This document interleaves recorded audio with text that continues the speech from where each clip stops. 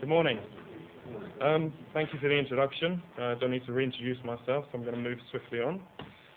Today, what I'd like to talk about is more about the concepts of wireless broadband than actually product or product delivery.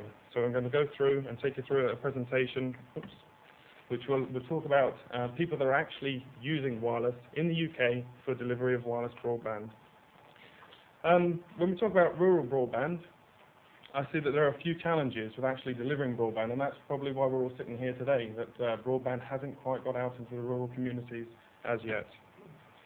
If we look at some of the challenges for DSL, rural DSL, there's limited distance from the exchanges, and most of these challenges you know of, so I'm just recapping quickly.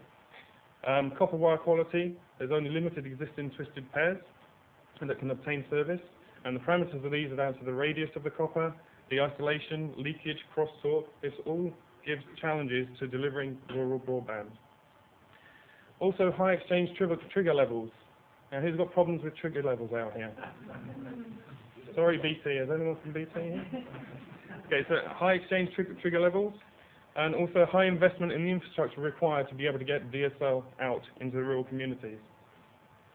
Tens of users are needed to make DSL profitable, so I'm going to show you a way with wireless that can make it profitable from a very, very small installation base. Other issues, high backhaul cost. Anyone got problems getting backhaul into their towns? Limited service delivery, and they're not really community friendly. The idea of broadband at the moment is to get a broadband connection to the internet, which is a very, very big global community, but not really centering on the community as such.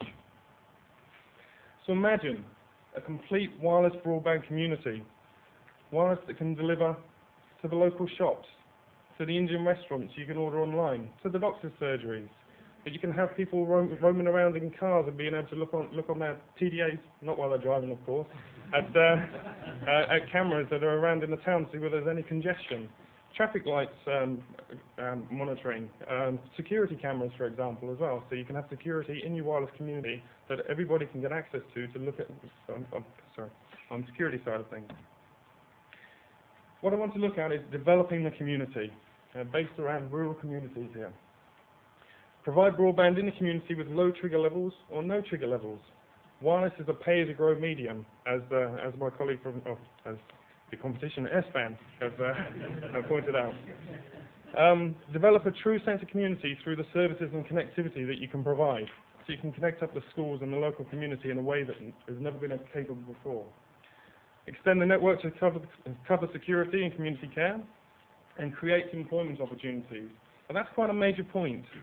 I was over in Ireland, Southern Ireland, a couple of weeks ago, and I was talking to the development agencies down in Southern Ireland who have a similar job to some of you people here. And they have a huge problem where, who knows Ireland quite well? You got anybody from, okay, so we've got some people from Ireland. Where's all the employment in Ireland? Dublin. So where does everybody have to go if they want to go and to get a job? Dublin. So now you have all the local communities that are getting a huge migration of people, young people coming from the local community going to Dublin to try and find work. So what they're saying is that broadband can actually bring back inward investment into the community and retain people in the community and solve their problem of having an aged generation of people there that have stayed in the community rather than travelling to try and find work in Dublin. So it encourages commuters and remote workers to return and establish themselves into the community, and can also encourage distance learning.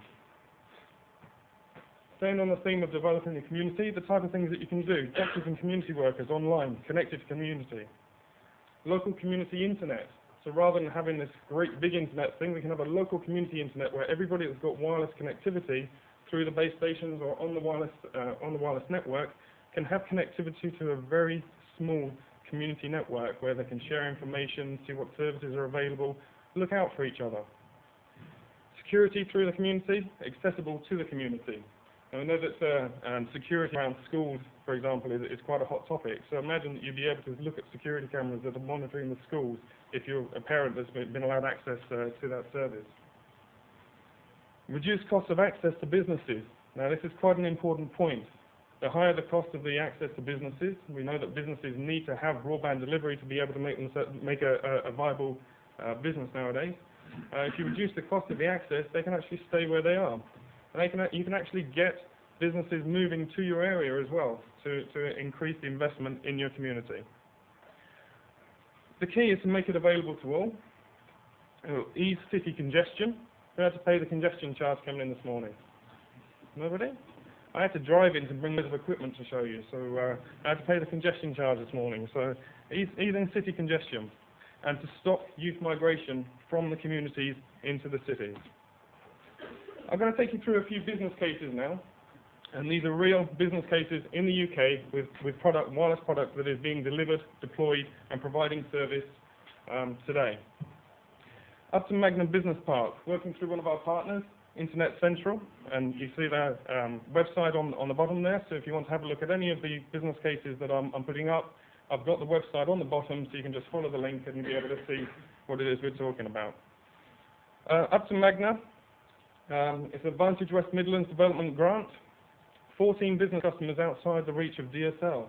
So they're on a business park, and it looks as though some of them are going to have to move away from the business park because they couldn't get broadband delivery.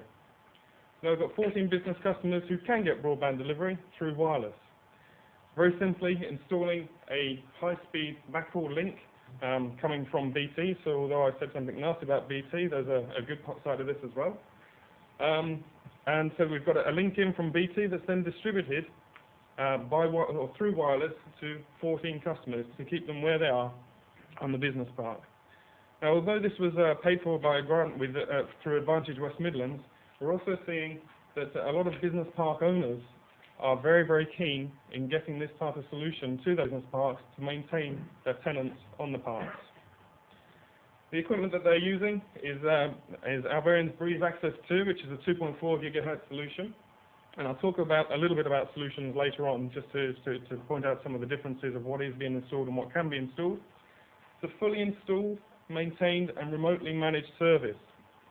Now the whole point of the network is that you can play as much of a part in the wireless network as you want or as little as you want. So you can have a fully managed service provided by a systems integrator, or you can do it yourself. It's a very, very simple process.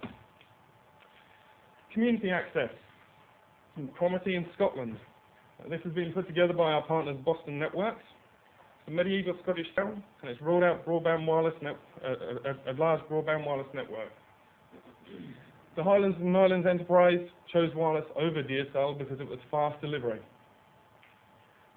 We had broadband delivery to a remote location in 3 weeks with no digging. So you can also see that it's a very, very fast deployment mechanism. And now there's high-speed internet access for all, and the community web is now being developed. Leading on from this, there's going to be further extension to 4 other towns, and the backhaul will be wireless. So the pipe in has come in through a wireless connection. It's been distributed around the community wirelessly in a DSL type of fashion, but through wireless. And now we're going to link in other towns on a point-to-point radio link, put a base station, and have more wireless distribution for the community in those other towns. All this being deployed using Breeze Access 2. I'd like to talk about FirstNet services. FirstNet, the largest UK fixed wireless operator currently.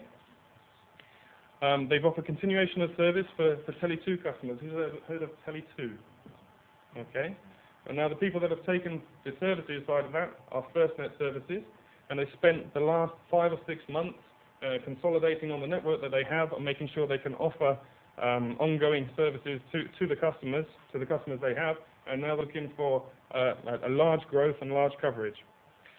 They've got extensive UK coverage as it is. I think it's something like 16 cities that they cover at present, and there are 2 people from FirstNet, I don't know where they've gone, at the back there. Okay, so we've got two representatives from FirstNet that will be hovering around our stand a little bit later on, if you want to speak to them about the service that they're providing.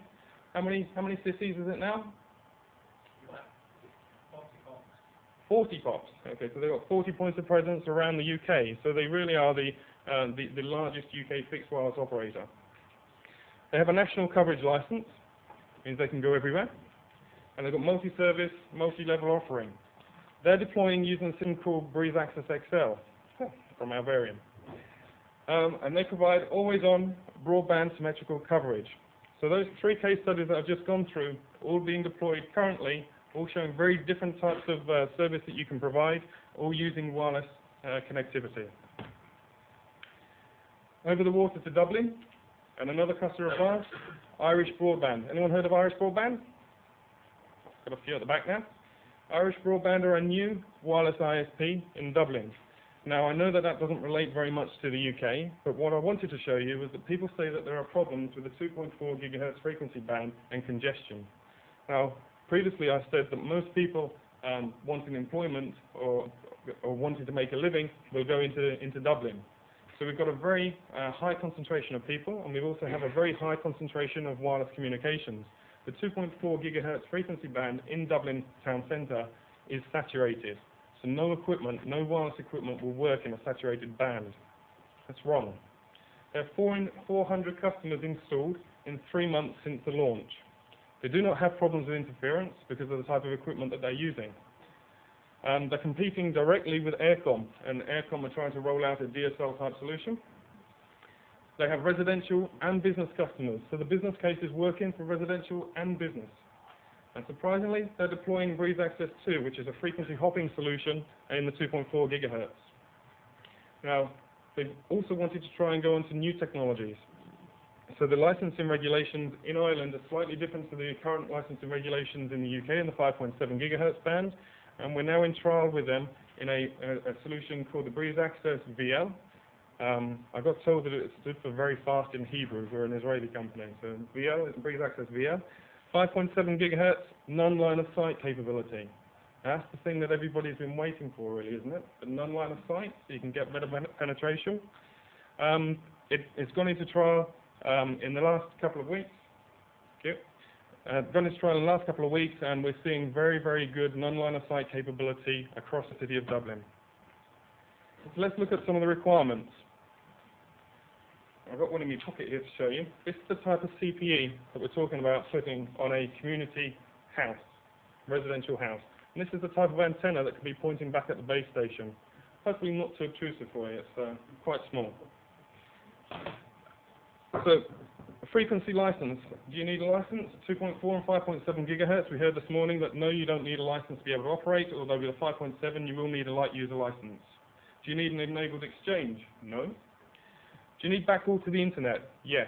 And this will probably be your largest cost, the backhaul to the internet. Do you need line of sight to all users? No, you don't. If you're talking about a very confined community, then you're not going to need line of sight, direct line of sight to all of your users. Do you need large antenna? Do you need to have an ISP capability? Do you want an ISP capability? Do you want to build a community network? It's up to you. The choice is yours. Do you need lots of IP addresses? No. Do you need technical experience and expertise in wireless? No. We have people, systems integrators, that can help you as much or as little as you want in the community. Do you need lots of money? Well, I hope so, otherwise I won't be standing here. You do need quality of service and SLAs, service level agreement. And we heard this morning again that you do need things like a minimum information rate and maximum information rate to give you the quality of service that you can't achieve with Wi-Fi type solutions. We have a lot of people that have deployed Wi-Fi and find that they can't get the controls that are needed to be able to offer a proper service to their customers. So with the type of solutions, the frequency hopping type of solution, we give all of these controls back to the operator. Wireless DSL advantages, less than 10 users per base station. Extended range of up to 15 kilometers, much further than copper. And quite a few advantages that you see here. Now I'm being hurried along here, so I'm trying to move quite quickly. If anybody wants a copy of the presentation afterwards, I'll be around at our table a little bit later on.